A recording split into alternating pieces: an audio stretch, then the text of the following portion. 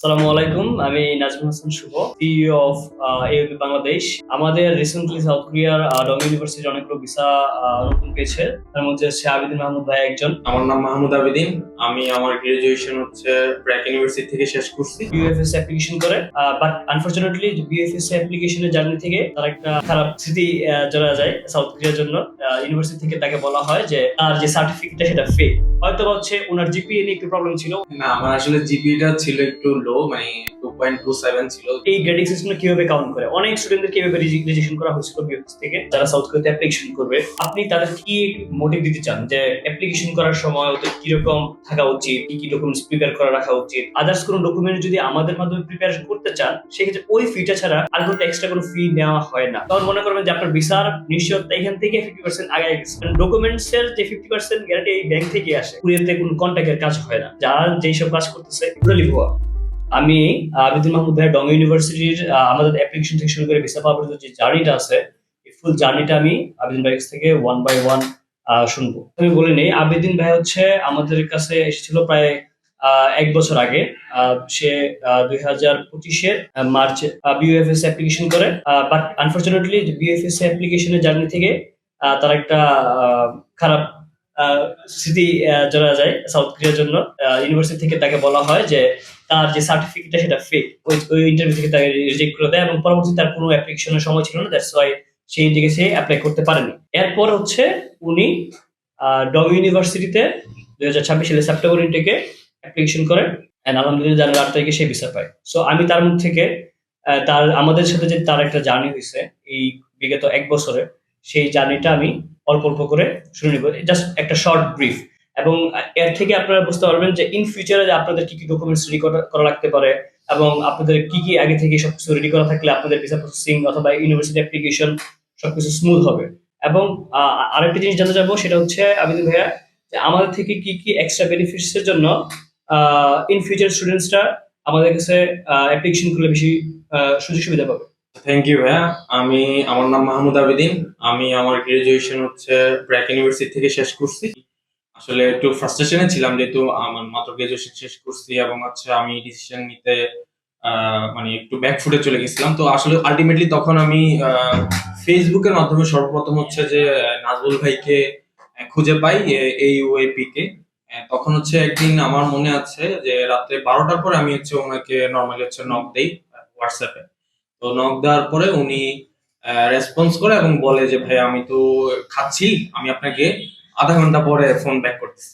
তো উনি রাত্রে 12:30টার সময় আমাকে কল ব্যাক করে। তো অলমোস্ট তখন আমি 2 ঘন্টার মতো ওনার সাথে আমার কম বেশ অনেক কথা হয়। তো উনি তখন বলে যে ভাই আপনি এখন একটা 11th আওয়ারে আসছেন, এখন আমাদের তো টাইম নেই, আপনি জাস্ট হচ্ছে যে এখন সেকেন্ড রাউন্ড আপনি অ্যাপ্লিকেশন করতে পারবেন, আর টাইম খুব শর্ট। আমি বললাম আচ্ছা ঠিক আছে। আচ্ছা, এটা কিন্তু তখনও কিন্তু উইদাউট এলস অ্যাপ্লিকেশন হ্যাঁ, চলছিল। উইদাউট আইএলটিএস অ্যাপ্লিকেশন চলতেছিল বিএফএস এ। বিএফএস এ। তো ওই মোমেন্টে ওনার সাথে আমার রাত্রে প্রায় 2 ঘন্টার মতো কথা হয়। তো কথা আমার আসলে আলটিমেটলি ভালো লাগছে, কথাগুলো ভালো লাগছে এবং আমি ওনার প্রতি একটা ট্রাস্ট রাখি। মানে সামনের দিকে অগ্রসর হইতে হলে অবশ্যই কাউকে না কাউকে বিলিভ করতে হবে। তো ওনার কথাগুলো আমার আসলে ভালো লাগছে। তো তখন আমি ভাইকে বললাম যে ভাই আপনার বাসা তো আসলে আপনার অফিসটা যেহেতু গাজীপুরে, আমার বাসা থেকে অনেক দূরে, আমার আসতে হয়তো অনেক টাইম লাগতে পারে, আমি ইনশাল্লাহ আগামীকালকে অবশ্যই আসবো আপনার অফিসে। তো আর এটা লাস্ট মোমেন্টে ছিল, মানে হ্যাঁ, যে ইউনিভার্সিটি অ্যাপ্লিকেশনটা যখন আপনার ছিল ওটা একদম লাস্ট মোমেন্টে ছিল, যে হ্যাঁ, last moment এ অ্যাপ্লিকেশনটা ছিল। এখন না করলে করা যাবে করা যাবে না। হ্যাঁ, একবার ক্লোজিং টাইম ছিল আর কি। হ্যাঁ। তো পরবর্তীতে আমি ঠিক পরের দিনই হচ্ছে যে আমি অলমোস্ট 2-3 ঘন্টা জার্নি করে তারপর এখানে এসে আপনাকে ফোন দিচ্ছি, দেন সরাসরি অফিসে ভিজিট করলাম। এবং বাই দিস টাইম আমি হচ্ছে আমার সকল ডকুমেন্টস গুলো সাথে নিয়ে আসছিলাম। তো ডকুমেন্টস গুলো সাথে নিয়ে এসে একদম ওনাকে কিন্তু আমি আসলে বলি নাই যে আমার ডকুমেন্ট সাথে আছে। ওনাকে জাস্ট বলছি যে ভাই আমি অফিসে আসবো, আপনার সাথে সামনাসামনি কথা বলবো।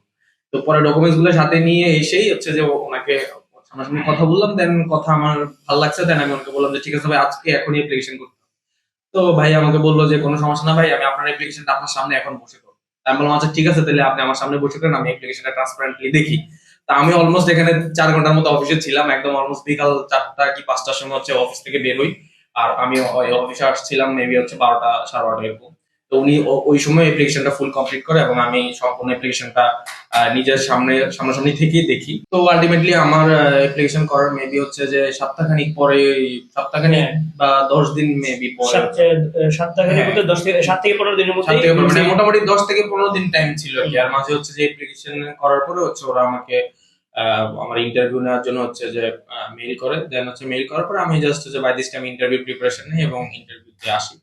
তো আসলে আমি ব্যাড লাক ছিলাম যে মুসান ইউনিভার্সিটি অফ ফরেন স্টাডিতে যখন আমি ইন্টারভিউ দিই তখন ওরা আসলে আমাকে কিছু জিজ্ঞেস করে না, জাস্ট হচ্ছে যে ইন্টারভিউ গেছি, ওরা জাস্ট আমার ডকুমেন্ট গুলো চেক করে আমাকে বলতেছিল যে আপনার কিছু ডকুমেন্ট মিসিং আছে। তো আমি বললাম যে আমার জানা মতো কোনো ডকুমেন্ট মিসিং নাই, যদি মিসিং থেকে থাকে আমি আবার এটা সেন্ড করব। তো ওনারা বললো যে না, এটা আর হবে না, আর আপনার সার্টিফিকেট ফেক। আমি বললাম যে এটা তো হইতে পারে না, আমার সার্টিফিকেট তো ফেক হওয়ার কোনো রিজন আমি দেখতেছি না, আমার একদম লিগ্যাল যে সার্টিফিকেট সেটাই আপনাদের এখানে সাবমিট। এই ক্ষেত্রে উনি কিন্তু আমার সামনাসামনি বসে উনি নিজের হাতে ডকুমেন্টস গুলো দেখছে। এখানে উনি আমাকে বলতে পারে যে ভাই আপনি ইচ্ছা করে কোনো ডকুমেন্টস ফেক দিচ্ছেন বা ভুলে কোনো ডকুমেন্টস ফেক দিচ্ছেন, কারণ ওনার সামনে আমি ডকুমেন্টস গুলো সাবমিট করছিলাম। এবং আফটার দ্যাট সবকিছুর অ্যাক্সেস মানে বিএফএস এর যে অ্যাপ্লিকেশনের যে পোর্টালের অ্যাক্সেস তো আপনার একটা আছে, বাট ইমেইলের অ্যাক্সেস অথবা আপনি বলেন যদি ওই যে অ্যাপ্লিকেশন ফর্ম যা আছে সবকিছু দিয়ে দেওয়া হয় আমাদের প্রত্যেকটা স্টুডেন্টকে। এগুলো সবকিছু দিয়ে দেওয়ার পরে সেখানে কোনো ভুল ছিল না। বাট ইউনিভার্সিটি হয়তো হচ্ছে ওনার জিপিএ নিয়ে একটু প্রবলেম ছিল। ওনার জিপিএ, আপনার জিপিএ একটু বলুন ভাইয়া। না, আমার আসলে জিপিটা ছিল একটু লো, মানে 2.27 ছিল, যেহেতু আমি ব্র্যাক ইউনিভার্সিটি থেকে গ্রাজুয়েশন করছিলাম। তো আমাদের আবার গ্রেডিং পলিসিটা একটু ডিফারেন্ট হয়, মানে আমাদের 60% মার্কস হচ্ছে যে 2 পয়েন্ট কাউন্ট করা হয়। তো ওই হিসাব করলে হ্যাঁ। এটার জন্য হচ্ছে কি বিএফএস কথা মানে জিনিসটা বুঝতে পারেনি যে আসলে এই গ্রেডিং সিস্টেম কিভাবে কাউন্ট করে। অনেক স্টুডেন্টদের কিভাবে রেজিস্ট্রেশন করা হয়েছিল বিএফএস থেকে। আমাদের প্রায় 10 জন স্টুডেন্ট অ্যাপ্লাই করছিল লাস্টের দিকে। ওখান থেকে 2 জন স্টুডেন্ট সিলেকশন হয়েছিল ইন্টারভিউতে। 2 জন স্টুডেন্ট ভিসা হয়েছে, বাট আনফরচুনেটলি ভাই আর তখন হয় নাই। এরপর তখন ভাইয়া যে কিভাবে আপনি আহ, আহ, মানে আমাদের ডং ইউথের ফার্স্ট রাউন্ডে কিভাবে আসলেন? ওই মোমেন্টটা আমার আসলে আমি খুব একটা খারাপ মোমেন্ট ছিল আমার জন্য। তো পরে ভাইয়া আসলে কয়েকবার হচ্ছে যে আমাকে নক করে এবং বলে যে ভাই আপনি আবার হচ্ছে যে ট্রাই করেন, আপনার হচ্ছে যে ইয়েতে ভিসা হয়ে যাবে, আশা করি ইনশাআল্লাহ ডং ইউতে ভিসা হয়ে যাবে, আপনি এখানে ফার্স্ট রাউন্ডের জন্য আবার অ্যাপ্লিকেশন করেন। ওইভাবে হচ্ছে ভাইয়ের সাথে আবার হচ্ছে আমার কমিউনিকেশন হওয়ার পরে দেন হচ্ছে আমি আচ্ছা ঠিক আছে ভাই, আমি আবার একটা চান্স নিয়ে দেখি যে ইনশাআল্লাহ কি হয়। তো উনি হচ্ছে যে অ্যাপ্লিকেশন করে দেয়, দেন অ্যাপ্লিকেশনের পরে হচ্ছে যে আমার ইন্টারভিউর জন্য মেইল আসে, দেন আমি সেম প্রসেসে আবার হচ্ছে যে ইন্টারভিউ দিই। এবং ওই ইন্টারভিউটা আমার খুব ভালো ছিল, কারণ যেহেতু আমি আলটিমেটলি পাশাপাশি জব করতেছিলাম এবং ইন্টারভিউ বোর্ডে আমাকে জিজ্ঞেস করছিল যে আমি কি করি এবং আমি কেন এই কোর্সে যেতে চাচ্ছি। তো এটার একটা ক্লারিফিকেশন সুন্দর আমি দিয়েছিলাম এবং পাশাপাশি ওরা আমাকে সর্বশেষ জিজ্ঞেস করছিল যে আমার সিজিপিটা কেন এরকম লো। তো ওইটারও আমি একটা সুন্দর ক্লারিফিকেশন দিই ওদেরকে, দেন ওরা স্যাটিসফাই হয়, দেন আলটিমেটলি হচ্ছে যে আমার পজিটিভ রেজাল্ট আসে এবং ওরা। তো তারপর থেকে আর আসলে ওইভাবে কোনো টেনশন ছিল না, যেহেতু আমার আসলে সব ডকুমেন্ট ছিল লিগেল, এখানে আমার ফেক কোনো ডকুমেন্ট ছিল না এবং আমার সব রিয়েল ছিল। আমার ব্যাংক হতে শুরু করে আমার সার্টিফিকেট, মার্কশিট, আদার্স যত ডকুমেন্ট ছিল সব আমার রিয়েল ছিল। তো যার কারণে আমি এটা নিয়ে ভিডিওটা লং করতেছি কেন জানেন? জি। কারণ প্রত্যেকটা স্টুডেন্টের এই জিনিসগুলো জানা দরকার যে একটা রেজিস্ট্রেশন হলেই থামে যায় না, অথবা একটা রেজিস্ট্রেশন হলে যে এটা এজেন্সির জন্য হচ্ছে জিনিসটা এরকমও না। কোন একটা অঘটন ঘটতেই পারে, তাই না? বাট এটা ওভারকাম করে যে সামনে আগানো উচিত এটার জন্য। তারপর হচ্ছে আপনারা অ্যাপ্লিকেশন করলেন। অ্যাপ্লিকেশন করার পরে আপনার ডিটেল করতে হয়েছে কয়বার? হ্যাঁ, আমার 2বার ডিএচএল করা লাগছে, কারণ ফার্স্ট অ্যাপ্লিকেশন সময় একবার ডিএচএল করতে হয়, দেন হচ্ছে যে ফাইনালি হচ্ছে যে ভিসা অ্যাপ্লিকেশনের সময় আবার ডিএচএল করতে হয়। আচ্ছা, 2বার ডিএচএল। তবে সেই ক্ষেত্রে যদি ইউনিভার্সিটি আমাদের কাছে আরো ডকুমেন্টস চায় সেক্ষেত্রে অ্যাগেইন ডিএচএল করতে হয়। তবে সেটা হচ্ছে যদি একটা দুইটা পেপার হয় সেক্ষেত্রে যাদের অনেকগুলো ডকুমেন্টস মিসিং থাকে তারা একসাথে দেয়, সেক্ষেত্রে চার্জটা একটু কম পড়ে। আর এখানে এক্সট্রা চার্জ বলতে যেটা আছে আমাদের আফটার ভিসা সার্ভিস চার্জ ছাড়া এক্সট্রা চার্জ বলতে এই ডিএচএল ফি বা আদার্স কোনো ডকুমেন্ট যদি আমাদের মাধ্যমে প্রিপেয়ার করতে চান সেক্ষেত্রে ওই ফিটা ছাড়া আর কোনো এক্সট্রা কোনো ফি নেওয়া হয় না। কুরিয়ারতে কোনো কন্ট্যাক্টের কাজ হয় না, ঠিক আছে? যারা যেই সব কাজ করতেছে এগুলো হচ্ছে টোটালি ভুয়া, ঠিক আছে? এখানে আপনারা বিশেষ করে অ্যাম্বাসেডর কিন্তু কোনোদিন ঘুষ নেয় না, ঠিক আছে? ইমিগ্রেশন কখনো ঘুষ নেয় না। তো আপনি এখানে কিভাবে একটা একটা এজেন্সিকে যে ইউনিভার্সিটির সাথে কোলাবোরেশন করতে পারে না, ঠিক আছে? সে কিভাবে হইতেছে আপনার একটা অ্যাম্বাসেডারের সাথে কথা বলবে? আপনি কি যে কখনো বাংলাদেশ অ্যাম্বাসিতে কখনো কথা বলতে পারবেন ফোন দিয়া ভালোভাবে এইসব ব্যাপারে? আপনি যে ওই যে কন্ট্যাক্টের কাজে কিভাবে যান? ভাইয়া কিন্তু একা ভিসা পায় নাই, ভাইয়ের সাথে ওনার একজন বন্ধু ছিল। ওই বন্ধু প্লাস কাজিন, এবং আমরা দুজন কাজিন একই সাথে অ্যাপ্লাই করছিলাম, মানে ফার্স্ট রাউন্ডেও হচ্ছে একসাথে ছিলাম, মানে প্রথম দিকে বিএফএস ফার্স্ট BFS রাউন্ডে একসাথে ছিল, একসাথে রিজেক্ট হয়েছে। এবং পরবর্তীতে আবার হচ্ছে যে একই সাথে হচ্ছে অ্যাপ্লিকেশন করে। আসলে আমি আলটিমেটলি এখানে একটু ইনক্লুড করতে চাই যে বিষয়টা হচ্ছে যে আমাদেরকে অবশ্যই বিশ্বাস করতে হবে যে এজ এ আমি এজ এ মুসলিম হিসেবে আমি বলতেছি, এবং যে ধর্মেরই হোক না কেন অবশ্যই গডকে বিলিভ করতে হবে, এবং ওই গডকে বিলিভ করলেই সে হচ্ছে যে তার রিজিক যেখানে আছে সে অটোমেটিক ওখানে যাবে।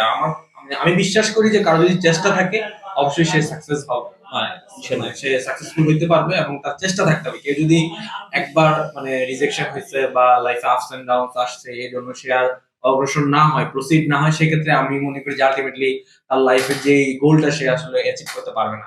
আমাদেরকে চুজ করতে হবে এমন কোনো কিছু না, বাট ইন ফিউচার যে স্টুডেন্ট গুলো আছে আমাদের বা যারা সাউথ কোরিয়াতে অ্যাপ্লিকেশন করবে, আপনি তাদেরকে কি মোটিভ দিতে চান যে অ্যাপ্লিকেশন করার সময় ওদের কিরকম থাকা উচিত, অথবা কি কি ডকুমেন্টস প্রিপেয়ার করে রাখা উচিত, অথবা ইন ফিউচার জার্নিটা সে যে করবে, হ্যাঁ, সাউথ কোরিয়াতে আসার জন্য যে কোনো এজেন্সি চুজ করুক, আমাদেরটা না অন্য যে কোনো একটা এজেন্সি চুজ করুক, সে যে আগাবে তার জন্য আগে থেকে কি কি ডকুমেন্টস রেডি করে রাখা উচিত? সেক্ষেত্রে মানে আসলে এখানে অ্যাপ্লিকেশনের জন্য তার মেইন সার্টিফিকেট মার্কশিট গুলা হচ্ছে যে তুলে রাখতে হবে, দেন এগুলো আবার অ্যাপোস্টিল করা লাগবে, এবং পাশাপাশি তার পাসপোর্ট হচ্ছে যাতে আলটিমেটলি আমি সব মানে সাজেস্ট করবো যে সবসময় যাতে 1 ইয়ার্স এর একটা ডেডলাইন থাকে পাসপোর্টে, এবং এবং তার রিয়েল যে ডকুমেন্টস গুলো আছে, যেমন সে যদি নিয়ে সেলফ স্পন্সর হয় সেক্ষেত্রে তার ব্যাংকটা যাতে রিয়েল থাকে। আলটিমেটলি এই ব্যাংকটাই হচ্ছে মেইন একটা বিগ ফ্যাক্টর, কারণ আমরা আলটিমেটলি এই ব্যাংকটাই অনেকে ফেক দেখায়, যার কারণে এটার জন্য আমাদের ব্যাড একটা রেজাল্ট আসে। তো আমি মনে করি এই রিয়েল ডকুমেন্ট গুলা থাকলে তাদের ভিসা আশা করি যদি আল্লাহ রিজিক রাখে, আমি বিশ্বাস করি রিফিউজ হওয়ার কোনো কারণ নাই। আর যদি ওকে, রিজিক না থাকে সেক্ষেত্রে আমি আরো চেষ্টা করলেও হবে না।